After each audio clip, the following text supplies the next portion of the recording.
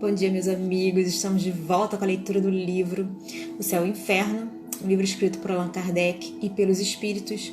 Hoje é o nosso último episódio, porque a gente termina com a comunicação desse espírito que vai ser comunicado hoje, né? E antes de a gente continuar a leitura, a gente faz uma oração. A nossa oração foi escrita por Fagner Afros. E ele diz o seguinte: nesse momento, decreto a todas as minhas células que se regenere no plano físico e espiritual.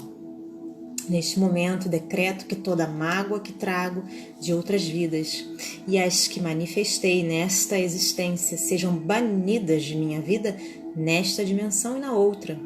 Estou banindo de minha vida corpórea toda manifestação de ódio, rancor, mágoas e maldições que eu tenha lançado inconscientemente e conscientemente para que eu seja livre.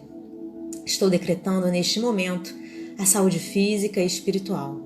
Estou saudável, minhas células estão se regenerando neste instante, fazendo com que meu corpo responda positivamente, fazendo com que esteja bem e livre das correntes inferiores que causava as dores físicas e espirituais. Que todas as ondas superiores do plano místico sejam bem-vindas neste instante, criando uma onda de paz e libertação de todas as doenças físicas e espirituais. Que no aqui eu já estou saudável. Que no agora eu emane a todas as pessoas esta onda de cura. E as palavras fluídicas que a gente vai usar são: eu sou saudável, eu sou saúde, eu sou libertação, eu sou livre para voar. Obrigada. Bom, e então a nossa leitura de hoje é sobre o espírito de Joseph Maître, o cego. Ele foi cego, ele ficou cego depois, né? Ele não nasceu cego. Bom, pertencia à classe mediana da sociedade e gozava de modesta abastança ao abrigo de quaisquer privações. Os pais o destinavam à indústria e deram-lhe boa educação. Porém, aos 20 anos, ele perdia a visão. Com perto de 50 anos, veio finalmente a falecer, isto em 1845. 10 anos antes, fora acometido por outra enfermidade que o deixou surdo, de modo que só pelo tato mantinha relações com o mundo dos encarnados. Ora, não ver já é um suplício. Não ver e não ouvir é duplicado suplício, principalmente para quem, depois de fruir as faculdades de tais sentidos, tiver de suportar essa dupla privação. Qual a causa de sorte tão cruel? Certo não era a sua última existência, sempre moldada numa conduta exemplar. Assim é que sempre foi bom filho, possuidor de caráter meigo e benévolo, e quando por cúmulo de infelicidade se viu privado da audição, aceitou resignado, sem um queixume esta prova. Pela sua conversação pressentia-se na lucidez do seu espírito uma inteligência pouco comum. Pessoa que o conhecera na presunção de que poderia receber instruções úteis, evocou-lhe o espírito e obteve a seguinte mensagem em resposta às perguntas que lhe dirigia. E essa comunicação foi feita em Paris em 1863. E aí vem uma resposta: agradeço, meus amigos, o terdes lembrado de mim. Pode ser que tal se não desse, independente da suposição de proveito da minha comunicação, mas ainda assim estou certo de que motivos sérios vos animam, e eis por que com prazer atendo ao chamado, uma vez que por feliz me é permitido orientar-vos. Assim possa o meu exemplo avolumar as provas assaz numerosas que os Espíritos vos dão da justiça de Deus. Cego e surdo me conhecestes, e para logo vos propusestes saber a causa de tal destino. Eu vou-lo digo, antes de tudo, importa dizer que era a segunda vez que eu espiava a privação da vista. Na minha precedente existência, em princípios do último século, fiquei cego aos 30 anos, em decorrência de excessos de todo gênero, arruinando-me a saúde e me enfraqueceram o organismo.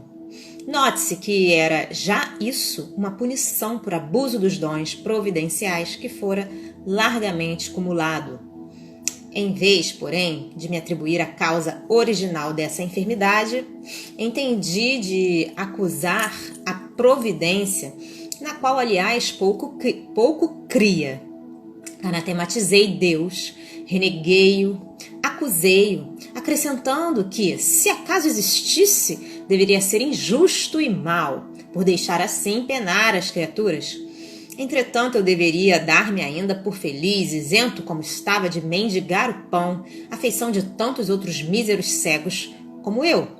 Mas é que eu só pensava em mim, na privação de gozos que me impunham, influenciado por ideias tais que o ceticismo mais exaltava, tornei-me frenético, exigente, uma palavra, insuportável aos que comigo privavam. Além disso, a vida era-me um moto contínuo, pois que eu não pensava no futuro, uma quimera, um sonho. Depois de esgotar baldamente os recursos da ciência e reputada impossível a cura, resolvi antecipar a morte. Suicidei-me. Que despertar então foi o meu, imerso nas trevas da vida. Contudo, não tardou muito o reconhecimento da minha situação, da minha transferência para o mundo espiritual. Era um espírito, sim, porém cego. A vida de além-túmulo tornava-se-me, pois, a realidade. Procurei fugir-lhe, mas em vão. Envolvia-me o vácuo. Pelo que ouvia dizer, essa vida deveria ser eterna, e com ela, a minha situação. Ideia horrenda. Eu não sofria, mas impossível é descrever as angústias e tormentos espirituais experimentados. Quanto teriam eles durado? Ignoro.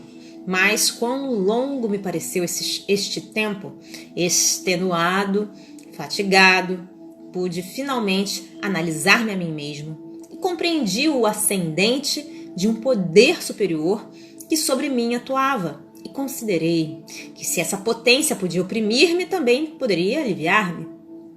Implorei piedade.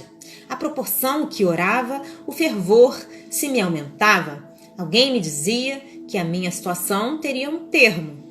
Por fim se fez a luz e extremo foi meu arroubo de alegria ao entrever claridades celestes, distinguindo os espíritos que me rodeavam, sorrindo benévolos, bem como os que, radiosos, flutuavam no espaço. Ao querer seguir-lhes os passos, força invisível me reteve. Foi então que um deles me disse: o Deus que negaste teve comiseração do teu arrependimento e permitiu-nos te dessemos a luz, mas tu só cedeste pelo sofrimento, pelo cansaço. Se queres participar desta felicidade aqui fruída, forçoso é que provares a sinceridade do teu arrependimento, as boas disposições, recomeçando a prova terrestre em condições que te predisponham às mesmas faltas, porque esta nova provação deverá ser mais rude que a outra. Aceitei, pressuroso, prometendo não mais falir. Assim voltei à terra nas condições que sabeis. Não me foi difícil compreender a situação, porque eu não era mau por índole. Revoltara-me contra Deus, e Deus me puniu. Reencarnei trazendo a fé inata. Razão, porque não murmurei. Antes aceitei a dupla enfermidade resignado, como expiação que era, oriunda da soberana justiça. O insulamento dos meus derradeiros anos nada tinha de desesperador, porquanto me bafejava a fé no futuro e na misericórdia de Deus. Ademais, esse insulamento me foi proveitoso, porque durante a longa noite silenciosa minha alma mais livremente se alçava ao eterno, entrevendo o infinito pelo pensamento. Quando, por fim, terminou o exílio, O mundo espiritual só me proporcionou esplendores, inefáveis gozos. O retrospecto ao passado faz que me julgue muito feliz, relativamente, pelo que dou graças a Deus. Quando, porém, olho para o futuro, vejo a grande distância que ainda me separa da completa felicidade. Tendo já espiado, ainda me faltava reparar. A última encarnação só a mim aproveitou, pelo que espero recomeçar brevemente por existência que me permita ser útil ao próximo, reparando por esse meio a inutilidade anterior. E só assim me adiantarei na boa senda, sempre franqueada aos espíritos possuídos de boa vontade. Amigos, eis aí a minha história. E se o meu exemplo puder esclarecer quaisquer dos meus irmãos encarnados, de modo a evitarem a má ação que pratiquei, terei por principiado o resgate da minha dívida. Assinado, Joseph. Bom, gente, ficamos por aqui na nossa leitura. Eu espero que vocês tenham gostado de toda essa jornada que a gente fez juntos. E até a próxima. Um grande beijo a todos. Deus abençoe. Tchau, tchau.